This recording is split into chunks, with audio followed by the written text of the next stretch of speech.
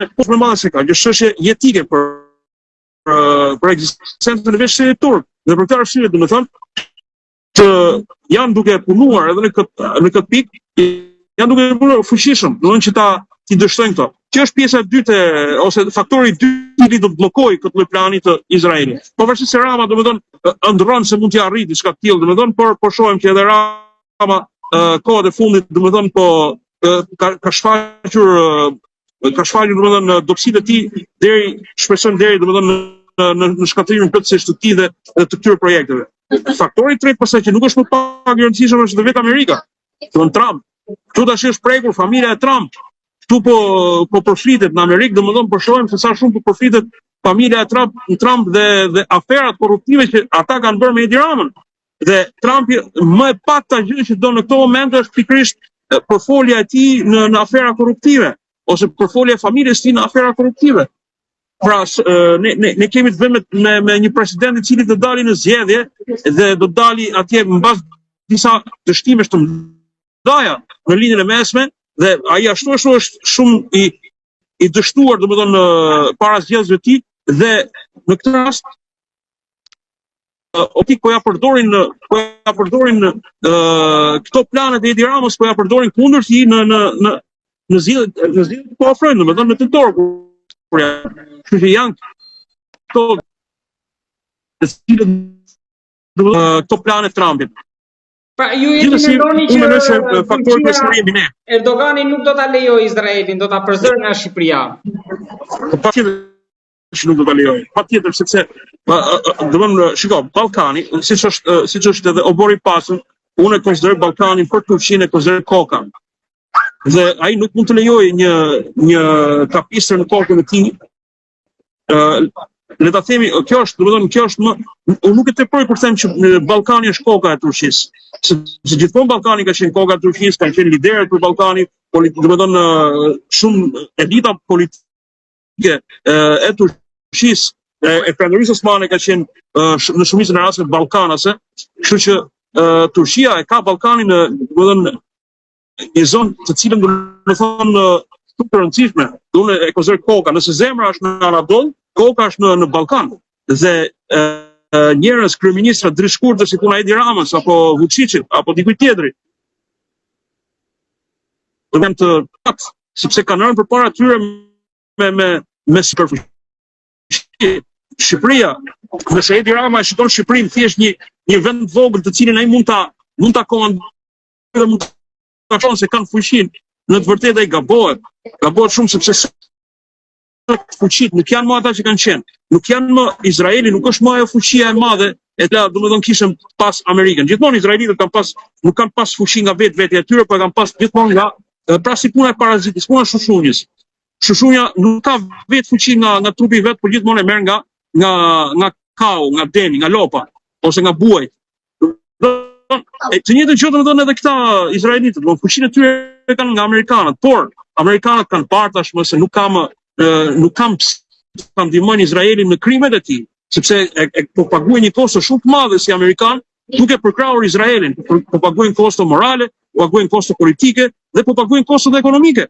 Domethënë në Amerikë, domethënë amerikanët sot domethënë kanë shumë left dhe shumë inat, pse parat e tyre domethënë mungojnë kur bëhet fjalë, pra taksat e tyre mungojnë kur bëhet fjalë për shërbimet mjekësore, arsimore, etj. Me radhë, dhe asnjëherë nuk mungojnë për të ndihmuar një kriminal lufte që është Netanyahu për të vrarë njerëz pa fajshëm. Pra këta opinioni politik, opinioni publik në Amerikë e ka parë, edhe për këtë arsye domethënë normalisht është paksuar dhe do të shkojë deri në hiqjen dorë për Izraelin. Unë kam thënë para që Amerika do të ketë vetëm dy oferta për qoftë për linjën e mesme, edhe në këtë rast edhe për Izraelin. Dhe këto dy oferta kush janë? Oferta e parë është Turqia dhe oferta e dytë është Izraeli. Oferta izraelite është ofertë gjagatare, është ofertë vrasë, është ofertë që e sheshon gjithë botën domosdoshmë. Madje sikur të lejohej edhe bombën atomike do ta kishte përdorur. Por nuk e kanë lejuar. Kurse oferta turke është ofertë më të paqshme, më garantuese për interesat amerikane, qoftë linjën e mesme, por qoftë edhe për në mesdhe. Dhe pikërisht pra unë këtu e shoh edhe çështjen e Turqisë si një faktor rëndësishëm për të kthyer përsëri tek e jona, pra për në këtë gjendje ose në këtë situatë cilët gjendet populli shqiptar, domethënë në këtë përballje ekzistenciale do të quaj. Sepse bëhet fjalë për sovranitetin. Të gjitha janë. Dorë Erdogani protestës Shqipëri për ta larguar Ramën apo nuk e shikoni pas?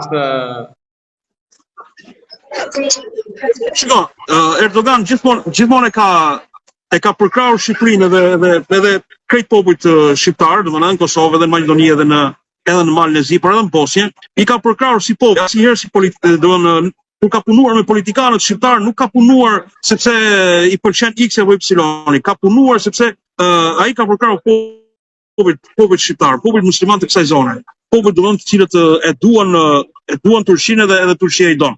Për këtë arsye duhet të them që çështja e përkrahjes së tij do të jetë, unë mendoj se do të jetë në forma të ndryshme, jo thjesht me deklarata.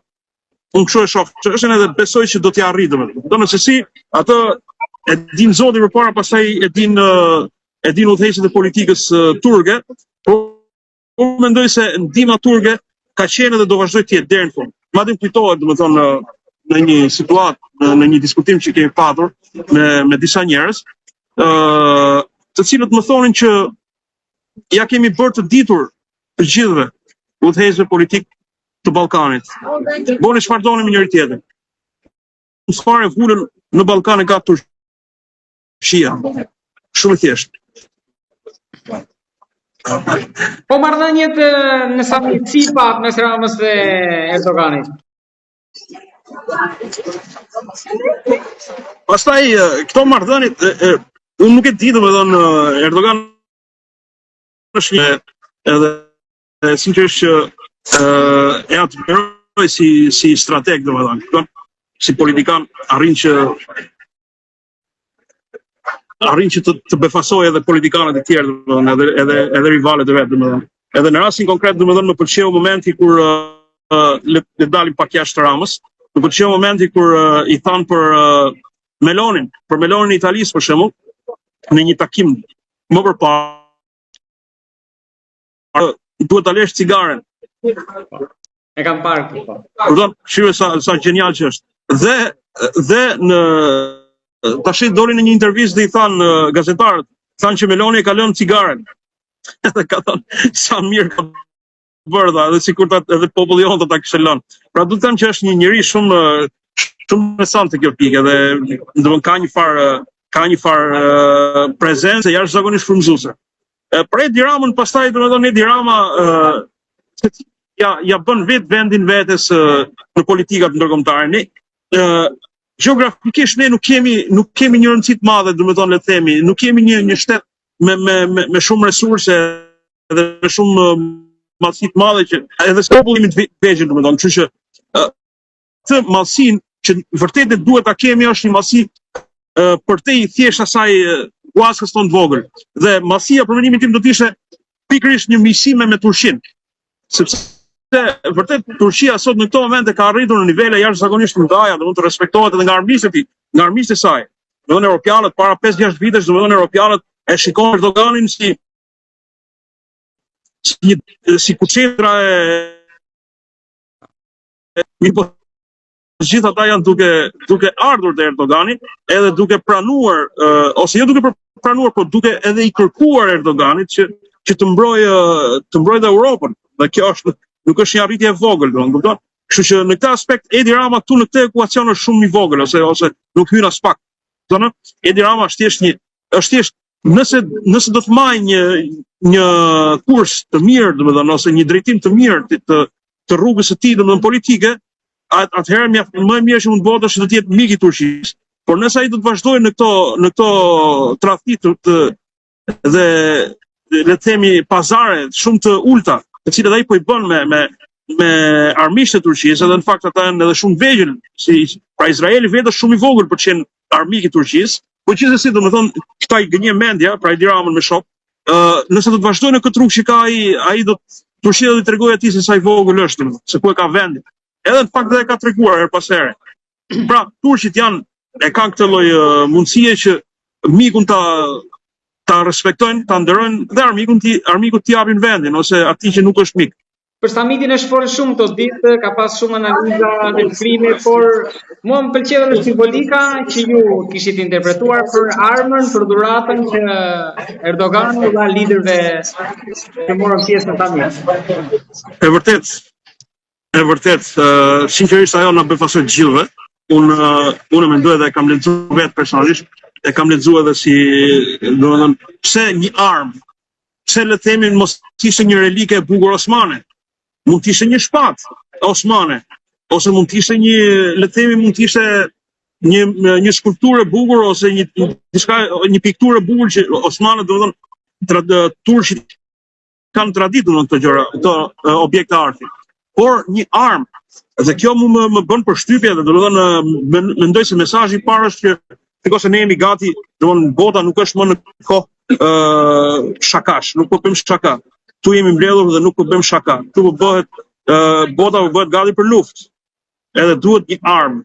Pra ajo armë, pra që ndaj s'mund t'i jepte, s'mund t'i bënte dhuratë një Kalashnikov, ose një armë të madhe, por i bëri një diçka që kushdo mund ta mbajë në dorë, pra. Një individ mund ta mbajë në dorë dhe mund dalë të foto me të, siç doli presidenti Lituanisë për shembull.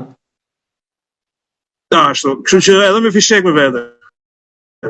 Mirë po, pra ky është mesazhi kryesor, që kujdes se jemi në luftë, në kohë lufte. Dhe ne duhet përgatitemi. Ne si aleat të NATO-s duhet përgatitemi. Sa gati jeni ju? Dhe në fund fare kur sjellja ishte shumë në nivel, domethënë nga liderët e NATO-s. Do të devastuan kjo Starmer e shmontoi, domethënë ose ja i thanë shmontoi, domethënë direkt sepse kjo